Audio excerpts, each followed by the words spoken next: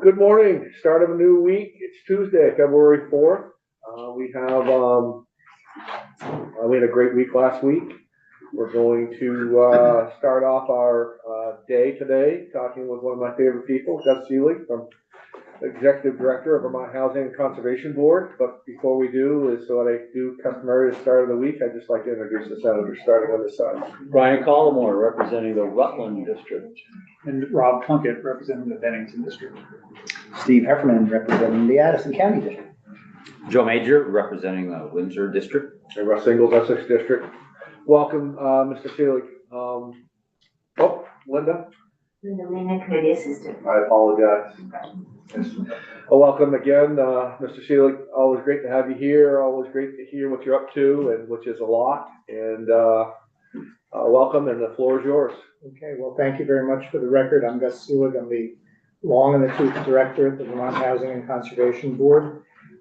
With me today is the director of our Farm and Forest Viability Program, Liz Gleason.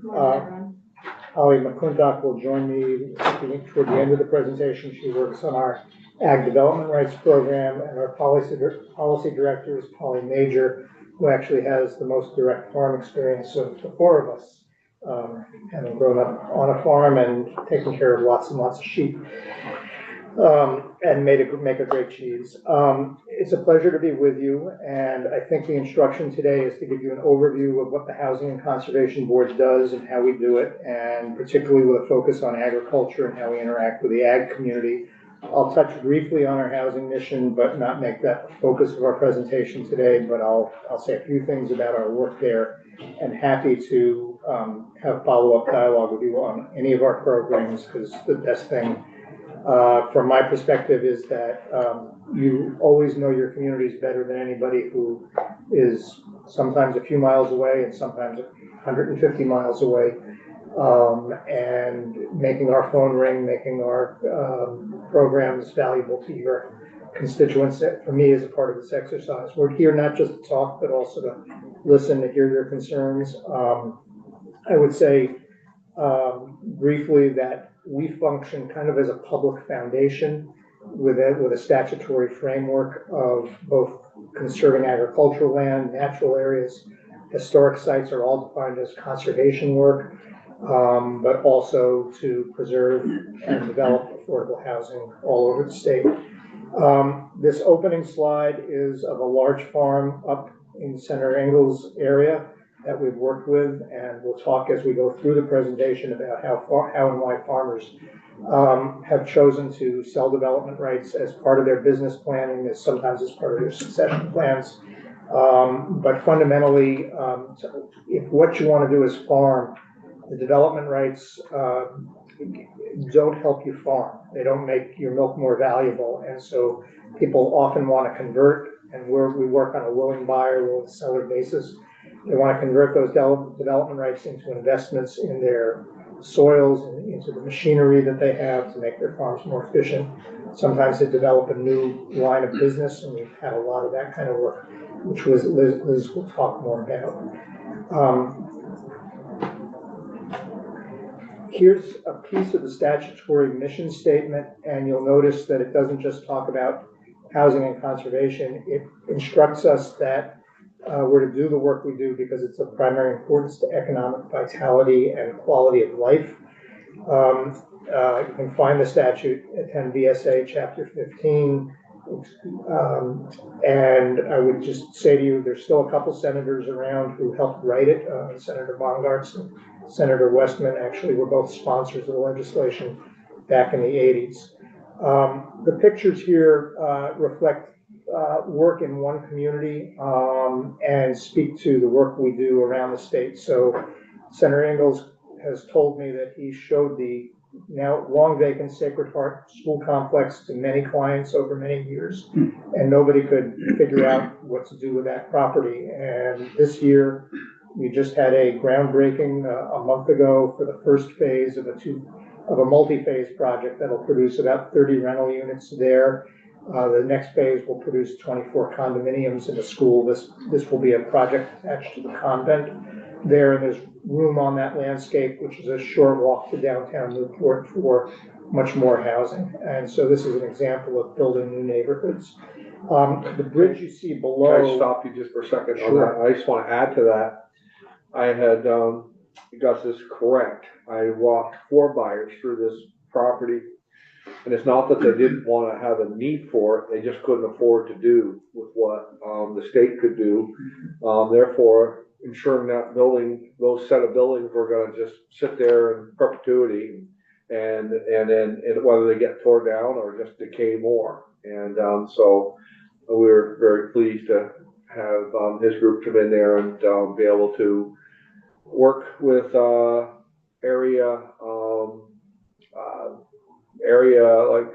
people who does exactly what he does, Rural Edge, and then has a clientele for that type of buildings, and I'm very glad to have that project. Thank you. The bottom picture is of the Bluffside Farm, which is in Newport, and it was purchased by the Vermont Land Trust with the original intention they just would sell it to a farmer. But it's not far from the high school. North Country is right nearby. It's on the water, and it had a lot of potential community uses. And we helped them actually build this bridge here, with a program that Liz will describe later, which connects the farm to Prouty Beach and downtown Newport. And at the far end of the farm is something called the BB Rail Trail, which goes to the Canadian border and for many miles beyond. So the thought here, going back to this charge of economic vitality, is that Newport has really struggled for probably a generation, and more so since the EB5 problems, a big hole in the downtown, that this was going to be a way to bring people into the community, to bring tourism to the community, as well as for the people who live there, a great recreation asset. So that's a piece of our work as well. So I asked Senator Engel and yourself, has that come to fruition? Has it done what you intended it to do? I think we're at the beginning stages. The bridge just opened a year or so ago. Downtown Newport still needs a lot of help, but I think people see recreation in the Newport area as a fundamental economic building block. The trail is used a lot now already. You would know better than me, because I'm not there every day. Yeah. But a different example is work we've done with Kingdom Trails in the Northeast Kingdom, which 5 years ago said that their trail system, and we've helped them acquire several pieces of land, has had something at that time, a $12 million impact on the economy annually. So in your part of the state, after the lodge burned at Mount Ascutney some years ago, when the town came to us and said, we want to help buy that land because we'd like to take a lesson from Kingdom Trails and use it for mountain biking and other recreation and bring people back. At that point, property values had actually gone down in the community in the wish we had that problem a little bit today with a softer market. There was actually a story you may recall in the New York Times that was titled "A Town That Saved a Mountain and a Mountain That Saved a Town." So we're seeing across the state people using recreation as an economic driver. A different example from Senator Plunkett's area was to help a nonprofit group purchase Prospect Mountain a few years ago, which I think, again, is an economic driver and a great recreation asset, quality of life asset for the community. This is the work we've done all over the state since we got started in the late 1980s. So we've touched every corner of the state, all 14 counties one way or another. And Liz, in a few minutes, will describe our work with Working Lands businesses through her program. And this is our conservation work since 2020. And the project here that you're seeing is a farmland transfer project in Chester. And you're seeing our work in terms of natural areas, recreation lands, and given all the money that the state has put into protecting the surface waters of the state, protecting key wetlands. And we've modified our farm easements since 2012 so that we require buffers along waterways of 50 feet, which is twice what's required under the Required Act practices, and done much more wetland our partners and farmers are doing much more wetland restoration work. To speak for a minute about housing, this is where the lion's share of investment from one-time funds and ARPA has gone since 2020. And so we've almost, with what the board did at its most recent meeting in January, we now have touched 5,000 households. Not all the work is done yet. There's still lots of projects in construction. But we touch every aspect of the housing market, from home ownership to rental, and it also helped just about double the size of the state's shelter system. Where it speaks to recovery residences, we actually have opened one, and I think about to open a second recovery residence in Bennington to deal with the opioid problems. There's also a project in Essex that's going to open 38. It has just opened about 28 beds, one in Barry as well. We work in mobile home communities for ownership. We've done infill projects. We also work with those communities on improving their infrastructure or helping the residents acquire their parks when they come up for sale. Under Vermont law, this was enacted in the early 90s. When a park owner is ready to sell, he needs to offer it to the residents or a nonprofit they designate. So we've had both nonprofit ownership and co-op development across the state since that time. And we've altogether served probably more than 50 parks and more than 2,600 residents. And just in terms of recent numbers for housing across the state, Senator Collmore, we just broke ground on a building in West Rutland. Yep. There'll be 86 new apartments, not just there, but across the county over the next year. Tallest building in West Rutland, I think. In Hartford, 100 apartments opened this year. We just broke ground on a big project in Middlebury yesterday, and we'll speak, a year ago, we opened 20 apartments over in Bristol. So there's lots going on all over the state. To your mission.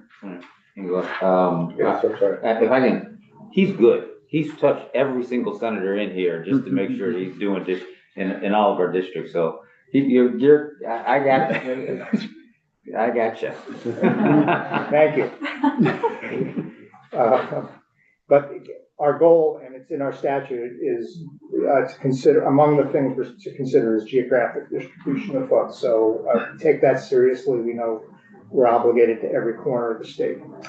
One of the things that the state has not done very much of over the years we've been around has been to address the needs of farm worker housing.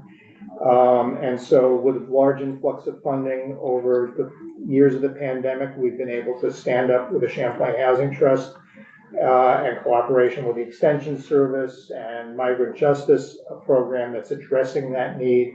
And with what's been done so far, we're going to address the needs of more than 250 workers. Some with repairs. In some cases, the housing was so bad that we're actually doing replacement of it. We are doing this just with state funds for a variety of reasons, including the legal status of some of the folks who work on our farms. Federal funds would be hard to use, and those at USDA are very hard to access, very slow moving, and there's not a lot of them. To get to farm conservation, supporting the rural economy and supporting businesses in it, two stories here of completely different size farms. I first met Reg Chappett, who was the guy without no hair in this picture in the mid-90s when we both had hair on our heads. And Reg and his brother had a dream, and they needed to acquire a farm to realize that dream, because what they wanted to do was to develop a 900 cow dairy. And they didn't have the resources to do that at market value. They were purchasing a property, Senator Engels, you might recall the Grosser farm. Yep. And so buying the development rights, and we'll show you a chart in a moment, reduced the cost to them dramatically so that they could make the numbers work. They have continued to conserve land. I think they now, in total, own about 3,200 acres of farmland. Their dairy farm is no longer 900. They have 1,600 milkers. Wow. They have 800 heifers. And they are, from my perspective, They have, I'm told, 28 employees currently, so they're a major business, and we treat it that way. Did you help them with the new barn? They just built a new barn. I don't know if you were in, just barely, I don't think we directly helped them with that, but I think that we've just done, in the last 2 years, several conservation projects with them, and so probably that made their financing of that barn bigger. When they did the first project, they built their first new freestall barn at that time, and they, again, without selling the development rights, they would not have had the capital to make that work. And that was in the midst of that recession, you'll recall, in the early 90s. And I'm told when they built that barn, it was the largest construction project that year in Orleans County.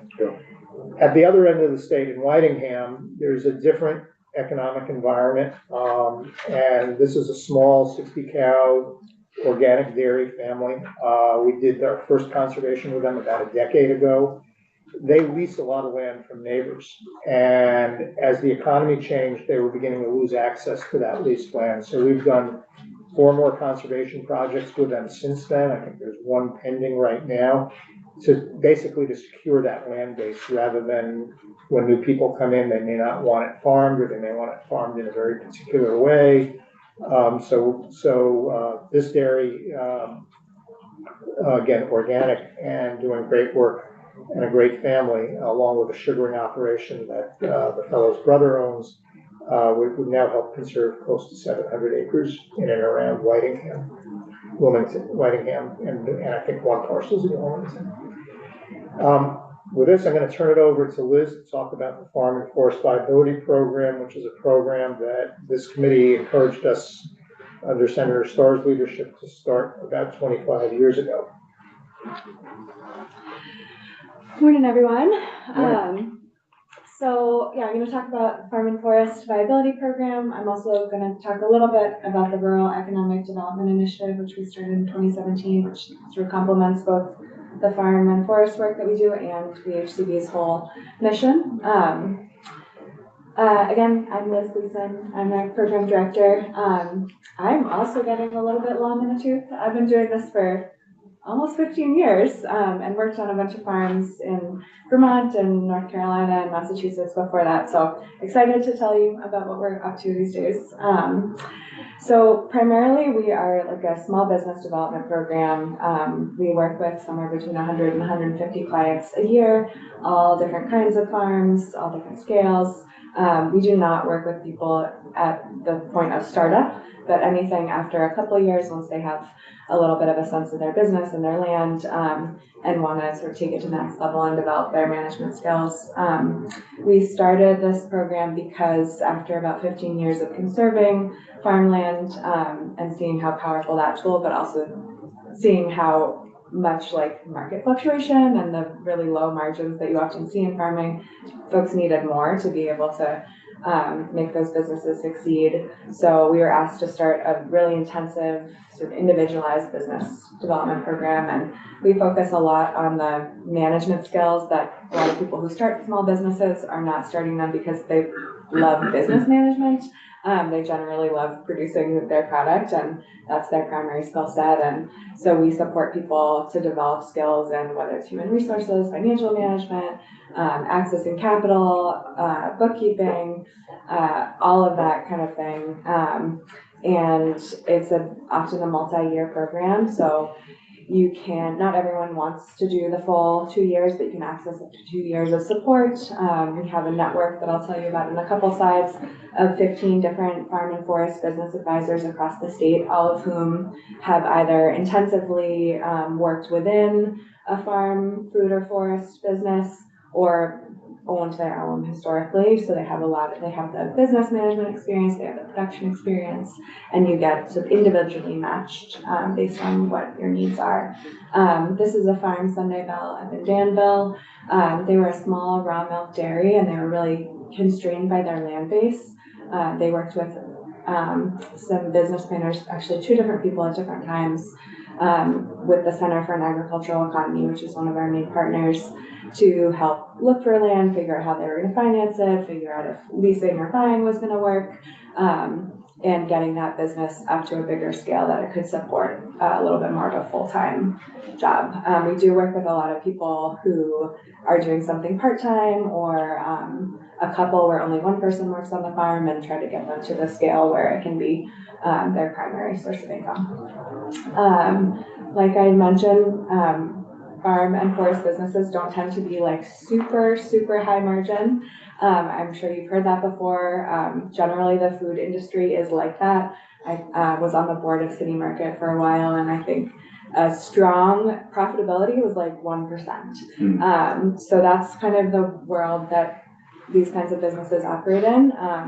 We track profitability, we track change in sales. I looked at our numbers for the past couple of years, and over the past, I think, 3 years, we saw the average profitability increase by 36%. So we're feeling really good about that kind of impact. Just to spend a little bit more time on those kind of financial outcomes, we're quite focused on the management skills and the financial impact. We're also focused on more holistic metrics of success. We ask people to let us know about different kinds of quality of life impacts that they see. But this slide is focused on the financial side. A lot of the businesses we work with are quite small, 2 owners, usually a couple employees, and so that take-home income really can make the difference of like, can I keep farming or running this forest business, or do I need to do something else? So we work with a lot of folks who are trying to grow to be at the right scale for them, and we see a lot, about 70% of people in that growth phase. We also see people realizing they need to scale down to make the business work for them. Last year, those gross sales increased on average by 45,000.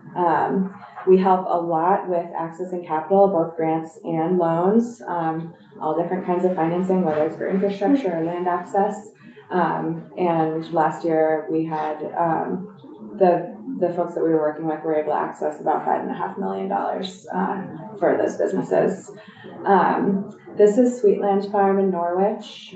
We worked with her a while back to do business planning, looking at profitability, looking at the right mix of crops, and later on she got a small grant from us in order to improve the wash pack station that they were using, which is a big source of inefficiency for vegetable growers. And usually people start with like a really small scale, bare bones wash pack, and then they hit a point where they need to make this pretty big investment for a small farm that can kind of take them to the next level, but it can be cost prohibitive. So worked with her probably about 10 years ago at this point on that. And now Sweetland Farm is a pretty big farm in Norwich and known for her work around electrifying the farm and really trying to be carbon neutral, which is pretty interesting.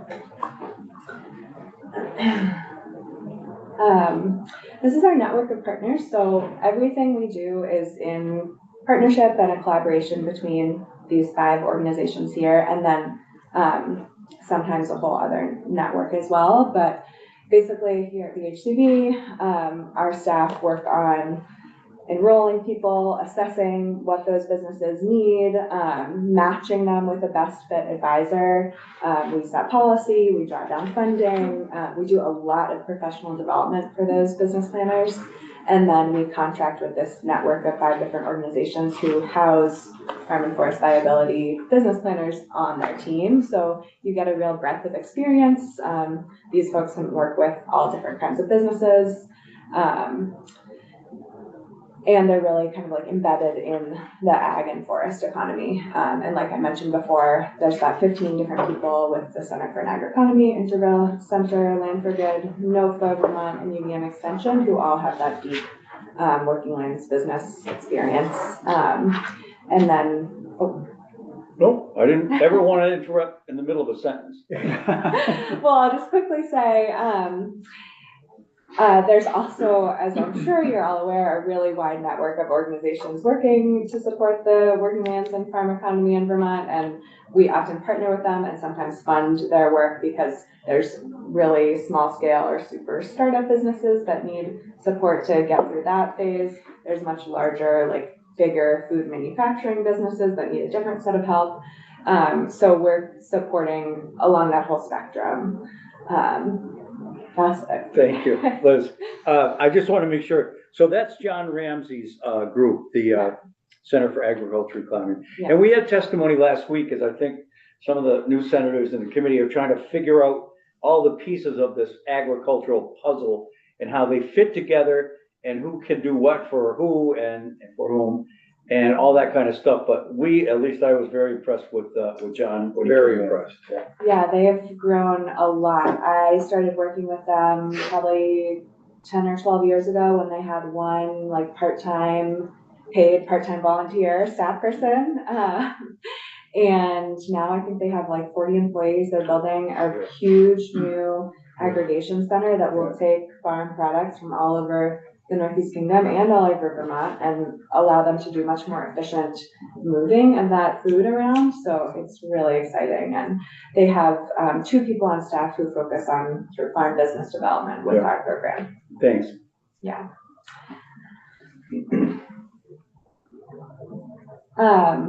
So farmland access is a big focus for us. As you all were mentioning, I guess was talking about, the cost of land is increasing, and housing, and that is impacting farmers. For the whole extent of this program, we have had focus areas in farmland access and in farm transfer and succession, and those have become really heightened right now, both because of that increasing cost of land and because of the increasing age of most landowners in Vermont. So this is a place where both Farm and Forest Viability and our conservation team work really closely. We are helping farmers on everything from like, we'll go walk a parcel with them and say like, okay, for your business plan, is this parcel actually gonna work? Like, what do the soils look like? What's the infrastructure? What kind of investment will be needed to get it up and running? To helping them access financing. And we'll often come in like after someone has moved on to a new property and support them to really grow the business from there. These are 2 farms. Old Road Farm in Moncton took over a sort of hobby scale operation that had some infrastructure, but wasn't really set up well to be like a full-time farm. So they worked with the Vermont Land Trust, they worked with our program to build out some infrastructure. You can see some greenhouses in the back, which I am guessing were also funded by NRCS, and worked with them to figure out, they have been super small and now they had a lot more space. How were they going to grow? What were their markets going to be? This is Moncton, but I don't think they're in Moncton. Sorry about that. Yeah. They're down in like Granville. Okay, I was gonna say, I don't recognize. Well, we're testing my geography. Pretty sure they're in Granville. But this is a really amazing story, and they're able to sort of access that Mad River Valley market in the summer and really have a great market for those veggies. Mighty Food Farm similarly was operating on a much smaller parcel, really not able to scale. We worked with her both to conserve some land and do business planning around a move, and now she's a really significantly scaled vegetable producer in southern Vermont, really well-regarded, great employer. And I went down there last year and ran into my college cross-country coach who works Oh, there. really? So small world. I'd just say one other thing, which, or 2 things. One is, the governor's talked an awful lot about the need to change the demographics of the state. And as you see that, one of the things that I see in agriculture is lots of young people wanting to get their starts, wanting to grow businesses here, wanting to be farmers. So I think it's a great investment. We spend about $3.2 million a year through Liz's program. About $2 million of that comes from the appropriation that you give us. The balance is money we get from a variety of sources, including federal grants.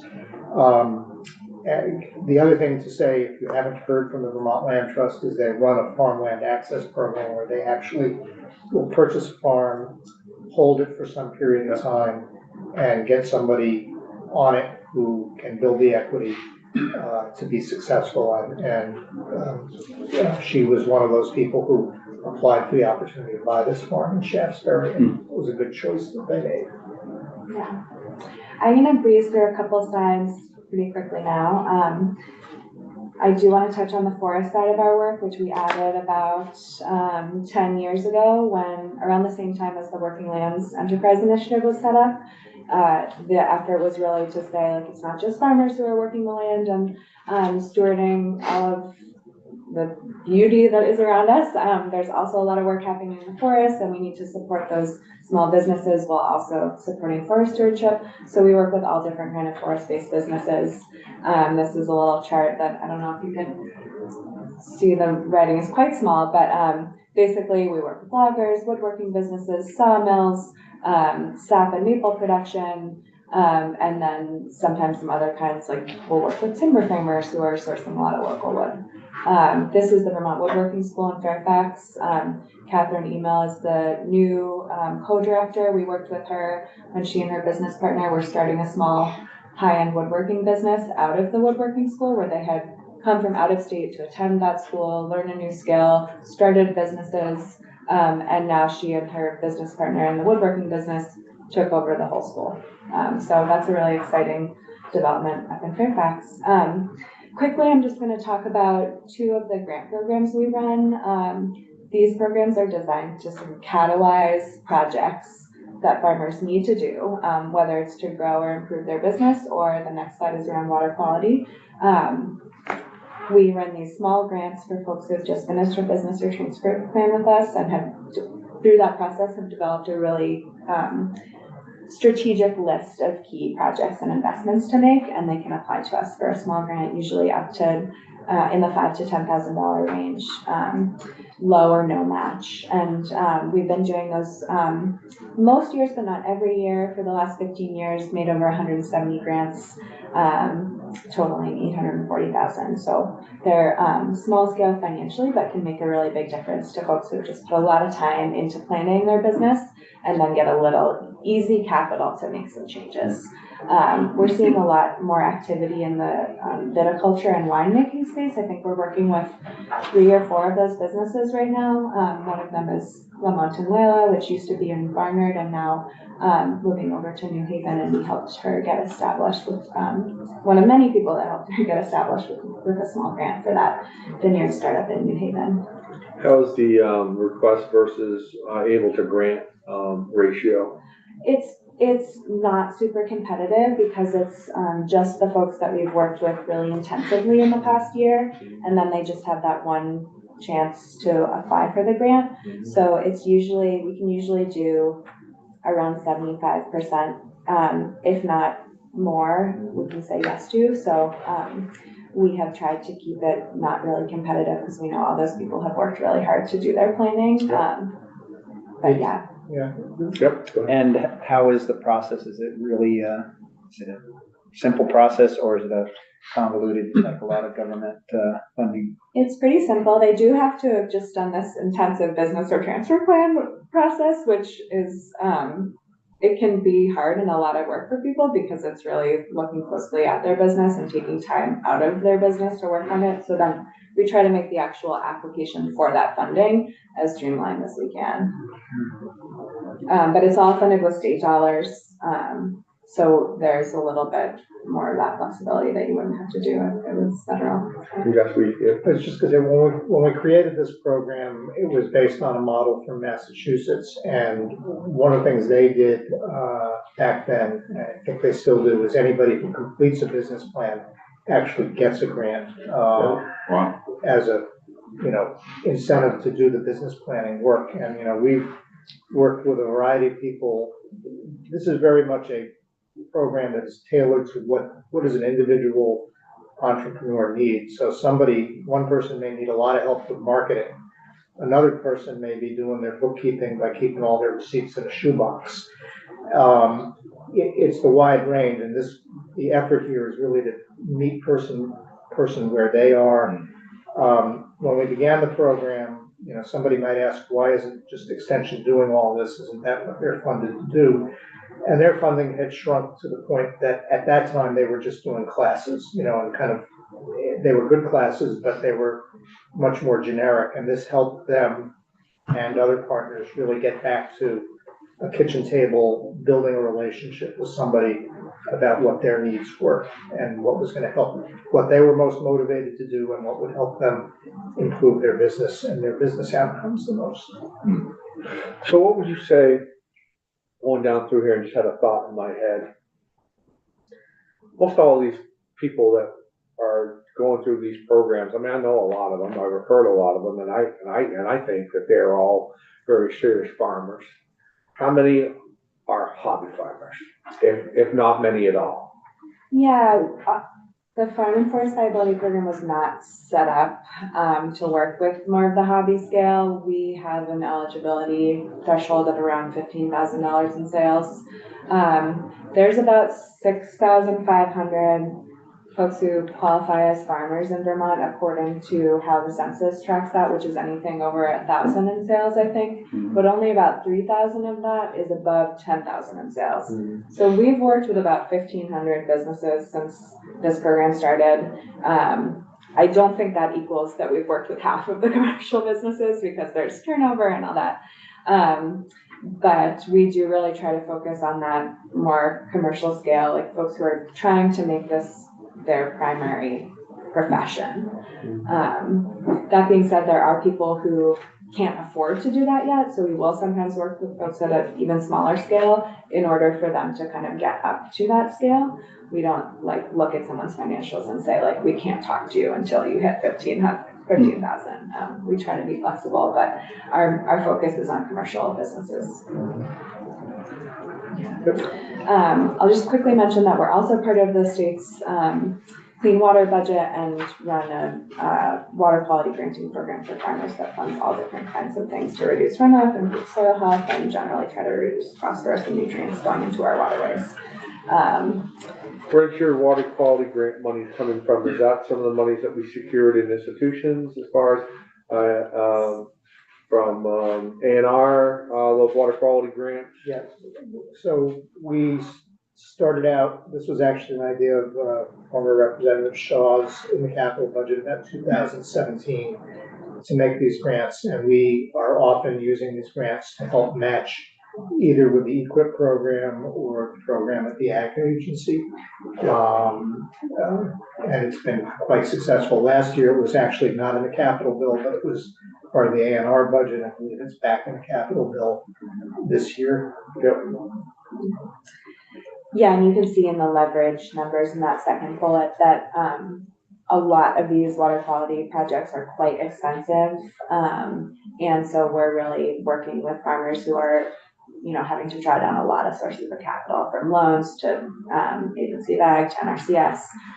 So we put out about 800,000 in awards last year, and that leveraged another 4.5 million. So these are pretty significant projects. That being said, we also do smaller projects with folks who are not working with NRCS, have more sort of targeted, smaller cost investment that they're trying to make. So we try to be quite flexible. And just because I've got a couple senators with me on institutions, that $10 million that we saw from the water grants and stuff like that, or again, not necessarily with this, but we're trying to just get to show you how a lot of these committees are going to go back and forth a little bit, where the dollars come from. You're going to be familiar with what you see over here, it ends up over there. So. I want to spend maybe just a couple more minutes on Ready, and then make sure we have plenty of time to talk about the farmland conservation. The Rural Economic Development Initiative was established in 2017, again, under the inspiration of Senator Starr and some others. We have been working with farmers for many years to help them access big federal grants. But there was a real recognition that both farmers and small towns and a lot of our sort of really rural businesses and communities didn't have the experience or the staff capacity to be able to go after some of the federal funding sources that we really could be drawing down more. So the Ready program was set up specifically to come in at that time of needing to access complex financing and support people around putting in the really competitive grant applications, mostly to federal funders, but will also support people who are doing like big philanthropic asks, sometimes the more hard to get state money too. And, we've spent about $1 million on this program since 2017, mostly state funds, but also, got a USDA grant to help with this too. And that has helped folks so far draw down $22.7 million in grants. I think we've got another $1 million pending right now. That's awesome. We love the Ready program. It's a small but mighty program. Champlain Orchards and Shoreham use the Ready program to get over a $200,000 USDA value-added producer grant to expand their eco apples, which is a really cool line that sells across New England, and probably beyond. So our focus areas are agriculture and forest products, outdoor recreation in alignment with our conservation mission as a whole, and then other kinds of community-based economic development and downtown revitalization. On this page, these two businesses drew down over $2 million for projects. On the left, we have Vermont Livestock Slaughter and Processing, which is going to triple production due to a, 1.5-ish, something between 1 and 1.5 million USDA grant that I think only like 70 businesses across the country have gotten. And that's going to really help the bottleneck we have around local meat production. And then in dairy, we've got a really cool project to help down in North Bennington to make their mozzarella processing more efficient. And as someone who used to make mozzarella for my job, I would agree that more efficient mozzarella production is great. So really happy for them, and they make some really amazing cheese. And then beyond the farm side of the Rural Economic Development Initiative, it really is a pretty widespread of community development-based work. So these are just 4 different kinds of projects. The Bridgewater Community Center it was a former elementary school, now community center and childcare. When Ready was established, we were asked to look at what the heck was going to happen with all the schools that were closing. And this is one of the things that has been able to happen. A library project in Canaan that accessed about $900,000 for some really needed upgrades and expansion. Trail building in Bethel, and then a big water and wastewater improvement facility and project in Wilmington, and that can be a real barrier to downtown economic development. So I'll wrap up there. I will say if anyone wants a paper copy of our annual report, I also sent this by email last week, but I have some paper copies. And any questions before we move on? No. Thanks for the heavy emphasis on the Bennington district. Yeah. There's a lot of great things happening in Bennington. As I'm sure you know. Anyone? I would take a copy of that, please. Thank you very much. Holly, why don't you join me? Thank you. So let me just again introduce Holly McClintock. Her boss, Stacy Stapulio, is away this week. And this is Holly's first time sitting in a legislative committee.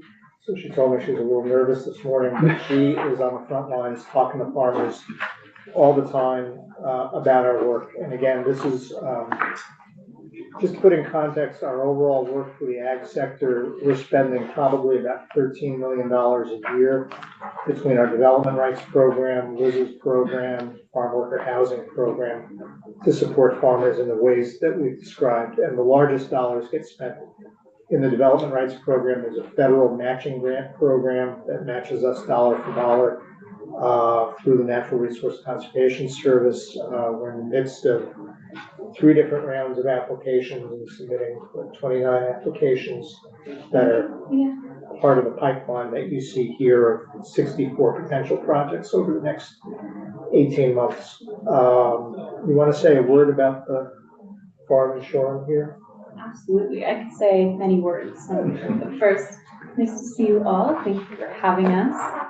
I'm here to tell some stories. I think our numbers really speak for themselves, but hearing the stories of these farmers, I think, has a really great impact. And this one, Wiley Side Farm, owned by Bill and Lissy Hemingway in the town of Shoreham, is a diversified operation. When we first started working with them a few years ago, they were just getting off the ground. And in addition to doing apples and eggs and honey, maple syrup, popcorn. They also wanted to expand their therapeutic and educational programs.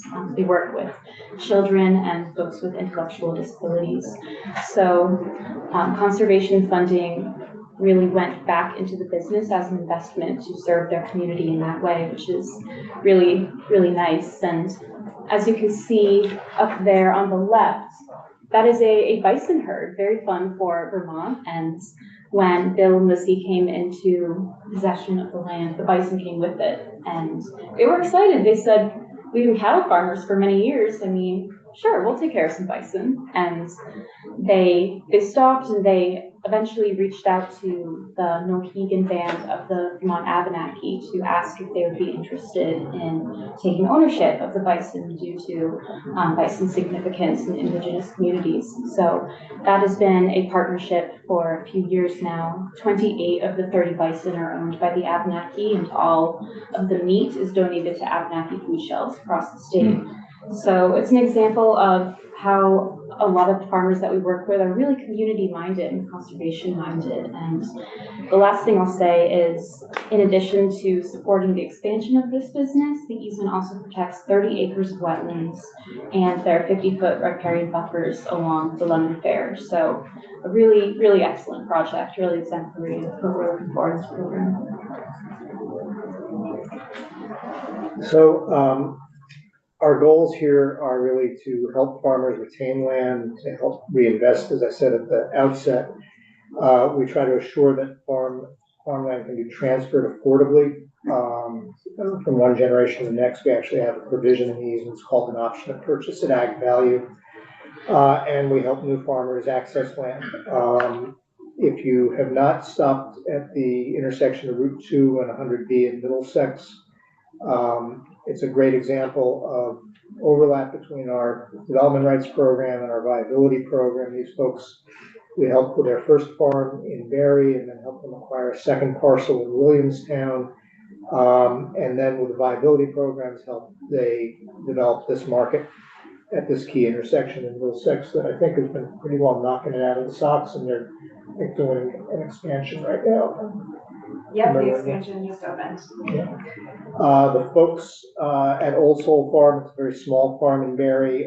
This is, again, a farmland access project. We haven't yet completed the transaction with the federal government to buy the development rights and get them into ownership, but it's on its way.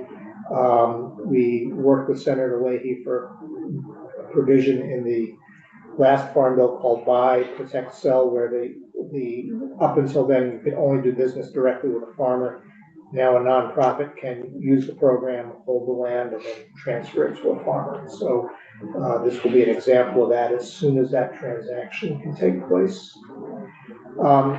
This is, in the dairy sector, a recent transfer, and I'll just say I got to know the Audette brothers, particularly Mike Audette, when we began our program back in 1988. He joined an ag advisory committee. Those of you who know Mike know that he's had lots of roles besides being a dairy farmer. He was either vice chair or perhaps chair of the state college system for a while. And terrific farm family, but they reached the point that they were ready to retire from, he and his brother, from farming. So let me turn it over to you to tell us about Lucas Dairy and that transition. Thanks, guys. Yes, as you can see, that is John Lucas up there, owner-operator of Lucas Dairy. John is a first-generation farmer who grew up in New Hampshire. He came to Vermont Tech to study dairying and just fell in love, which, whole other topic, but highlights the importance of these programs for encouraging people to get into ag. So John, his dream when he graduated was to own his own dairy farm. He bounced around, he worked at some farms in Shoreham, nobody was ready to sell, and then he connected with the Audettes, and the Audettes said, we've run out of family members to carry on the family business. So they became really important mentors to John, and they entered into a lease to own deal with him. So he was operating on that land for a few years, and conservation funding is what enabled him to purchase the land. The fee transaction and the conservation transaction closed on the same day. So big day for them. This easement is really special. I have some numbers over here. So at 390 acres, John milks about 200 cows as an MFO, 11 acres of ecological protections, 45 acres of wetland protections.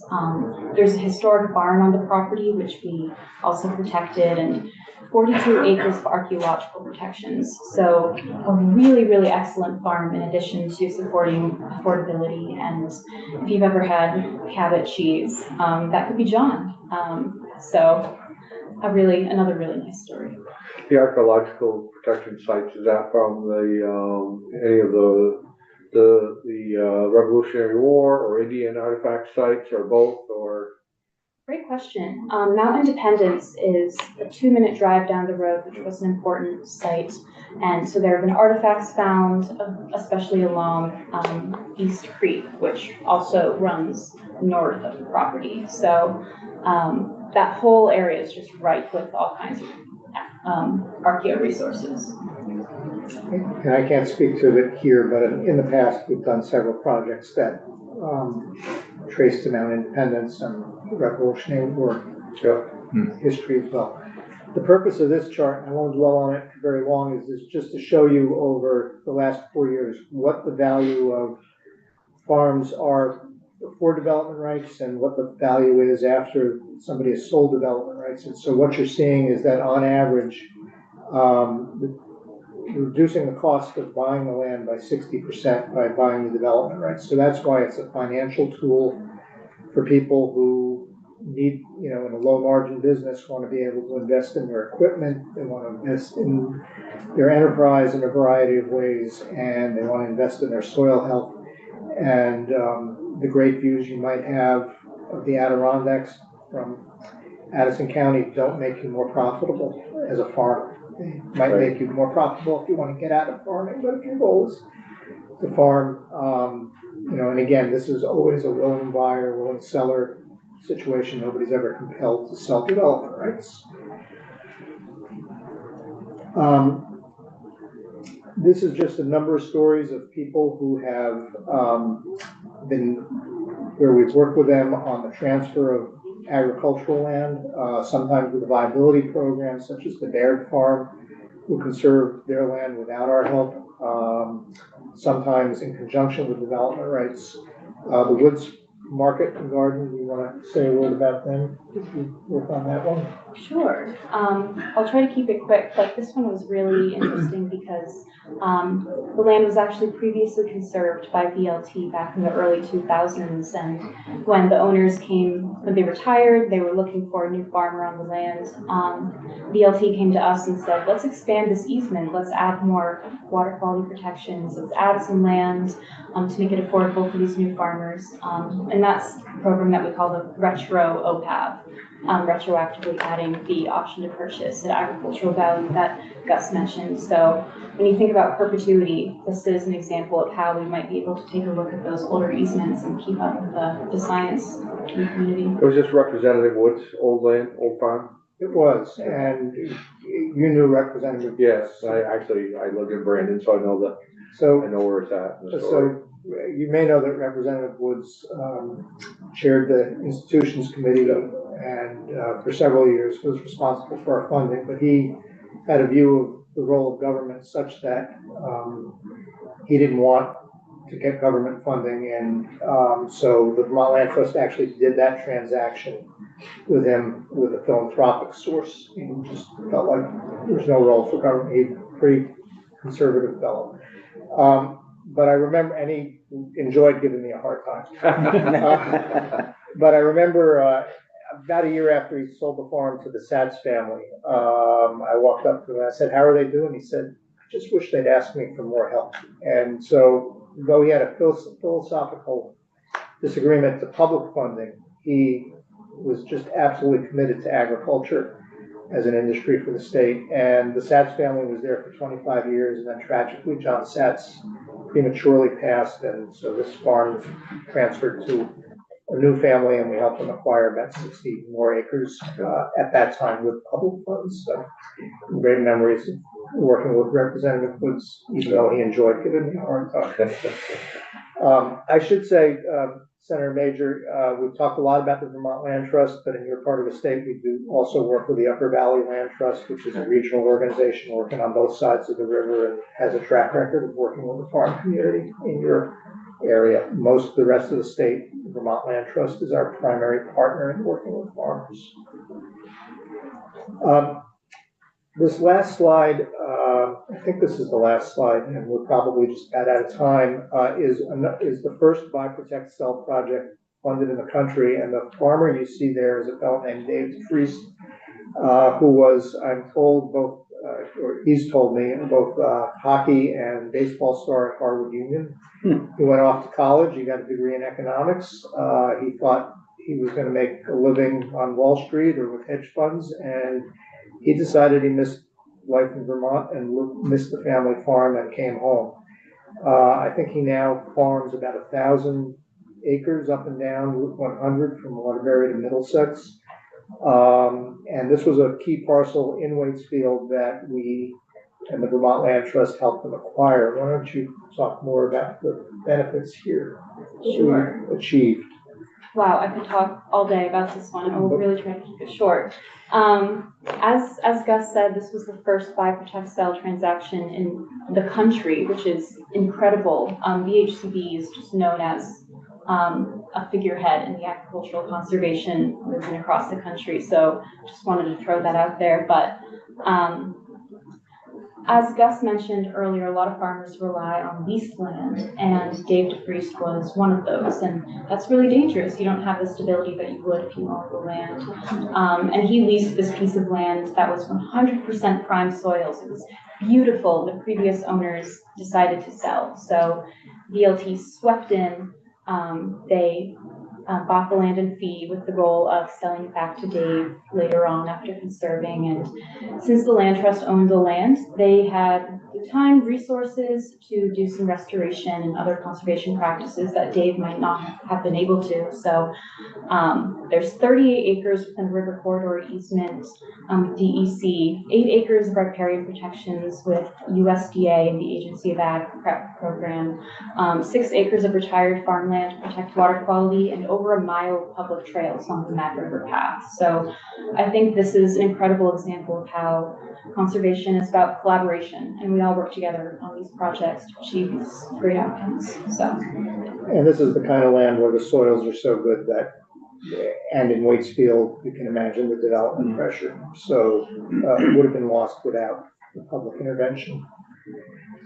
So with that, we're going to say thank you. But I do want to say that, you know, again, our budget is very much one that your colleagues in the Appropriations Committee pay close attention to. And if you have either thoughts of needs of your constituents that you'd like us to be thinking about or be in touch with, if you have thoughts about how we can improve our programming, we're here not just to tell our story and ask for your support, but also to figure out how we can do more and do better. And we've had that relationship, Senator Engels, with your predecessor, who, as I think we noted, helped us invent the viability program, helped us invent the READY program, and we want to be of service to your constituents. That's Well, I think in the short amount of time I've been here, I've been, you know, when you hear about, well, young people can't get a start in farming anymore.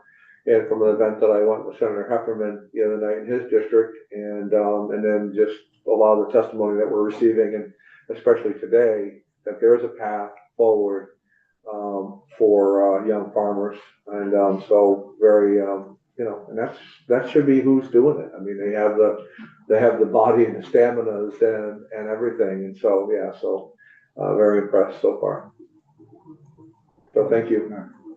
Thank you. For those of you who are just here for the first time, we look forward to getting to know you better, and thank you for wanting to serve. Thank you, Gus. Appreciate it. Thank you. Let's take